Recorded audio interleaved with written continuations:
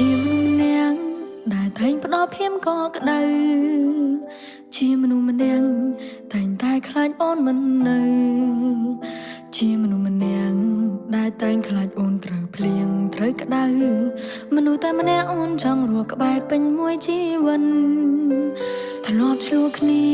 ពេលខ្លាំងហ៊ានប្រើពាក្យបែកទៀតផងប៉ុន្តែបងមិនដែលរញរានឹងសុំតោអូនសុំផ្សះផ្សាបងតែងតាមត្រតាមលួងអូនមុន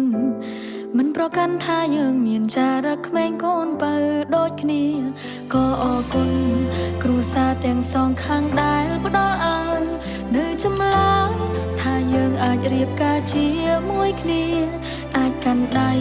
ឆ្លងកាត់ផ្លូវជីវិតគូរួមគ្នានៅក្នុងថ្ងៃនេះអូនចង់ប្រាប់បងថាអូនស្រឡាញ់បងណាស់មិនចាំបេះដូងអើយបងស្ដាប់ឮទេមិនដែលចង់ទំបងជាចំរើសម្រាប់ឲ្យអូនអាចជ្រើតែបងជាមនុស្សតែម្នាក់ដែលអូនច្បាស់ថានឹងប្រគល់ឲ្យក្តីស្រឡាញ់មួយដែលមិនប្រែអូនស្រឡាញ់បងណាស់មិនចាំបេះដូងអើយបងស្ដាប់ឮទេមិនដែលចង់ទំបងជាចំរើសម្រាប់ឲ្យអូនអាចជ្រើ